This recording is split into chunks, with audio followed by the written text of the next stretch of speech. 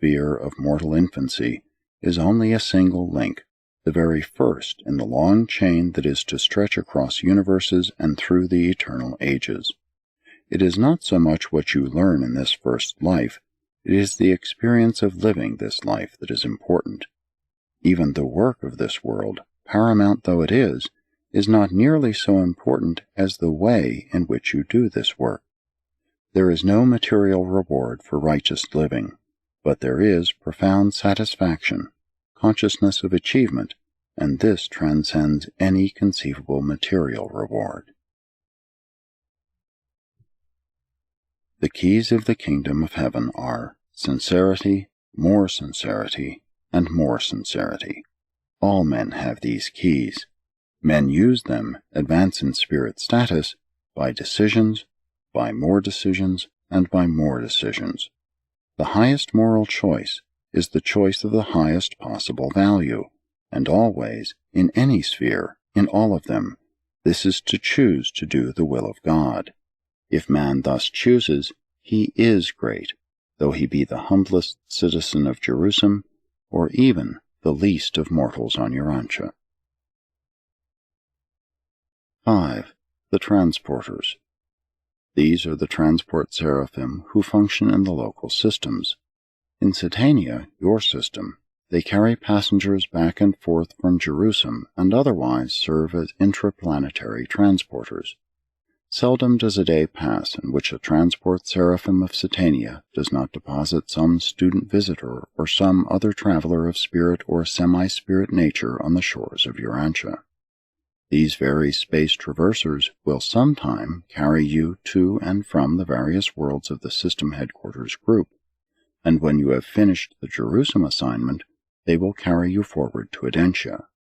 But under no circumstances will they carry you backward to the world of human origin. A mortal never returns to his native planet during the dispensation of his temporal existence, and if he should return during a subsequent dispensation, he would be escorted by a transport seraphim of the universe headquarters group. 6. The Recorders. These seraphim are the keepers of the threefold records of the local systems.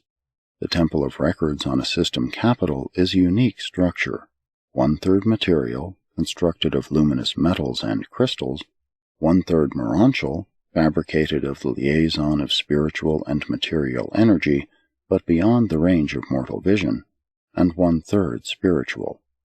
The recorders of this order preside over and maintain this threefold system of records. Ascending mortals will at first consult the material archives. Material sons and the higher transition beings consult those of the merantia halls, while seraphim and the higher spirit personalities of the realm peruse the records of the spirit section. 7. The Reserves. The Reserve Corps of Administrator Seraphim on Jerusalem spend much of their waiting time in visiting, as spirit companions, with the newly arrived ascending mortals from the various worlds of the system, the accredited graduates of the mansion worlds. One of the delights of your sojourn on Jerusalem will be to talk and visit during recess periods with these much-traveled and many-experienced seraphim of the waiting Reserve Corps. It is just such friendly relationships as these that so endear a system capital to the ascending mortals. On Jerusalem you will find the first intermingling of material sons, angels, and ascending pilgrims. Here fraternize beings who are wholly spiritual and semi-spiritual, and individuals just emerging from material existence. Mortal forms are there so modified, and human ranges of light reaction so extended, that all are able to enjoy mutual recognition and sympathetic personality understanding. 5. Planetary Helpers. These seraphim maintain headquarters on the system capitals and, though closely associated with the resident Adamic citizens, are primarily assigned to the service of the planetary atoms, the biologic or physical uplifters of the material races on the evolutionary worlds.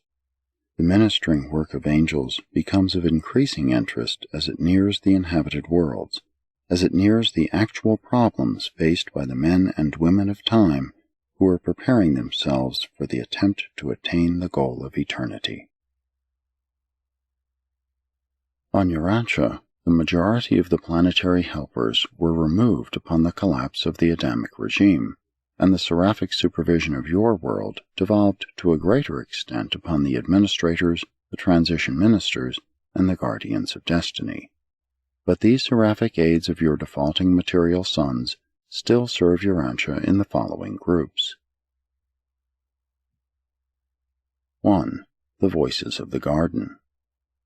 When the planetary course of human evolution is attaining its highest biologic level, there always appear the material sons and daughters, the Adams and Eves, to augment the further evolution of the races by an actual contribution of their superior life plasm.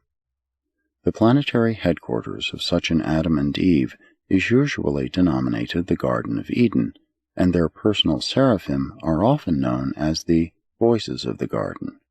These seraphim are of invaluable service to the planetary Adams in all their projects for the physical and intellectual upstepping of the evolutionary races. After the Adamic default on Urantia, some of these seraphim were left on the planet and were assigned to Adam's successors in authority.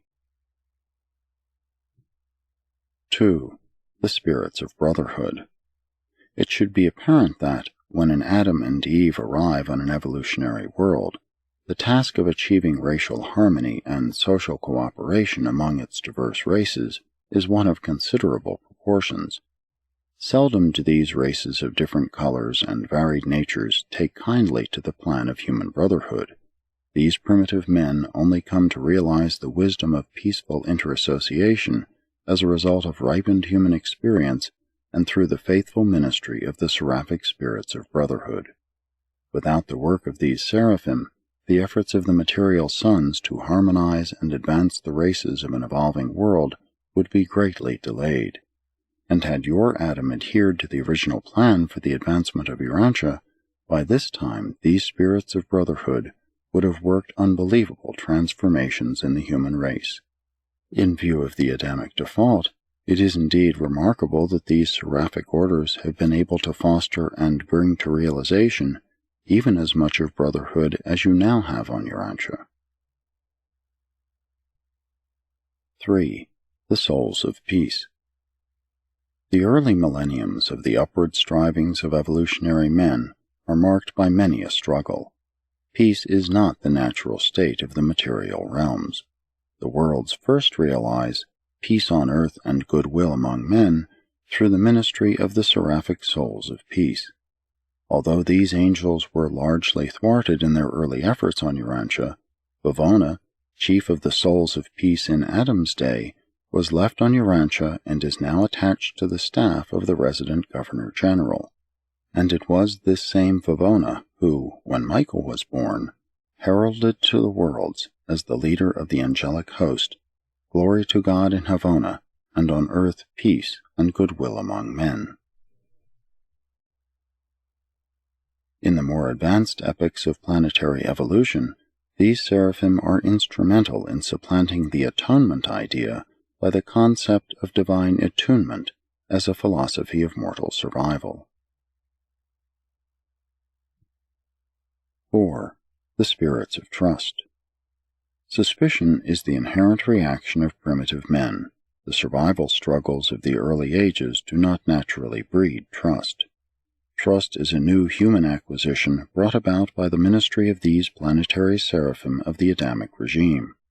It is their mission to inculcate trust into the minds of evolving men.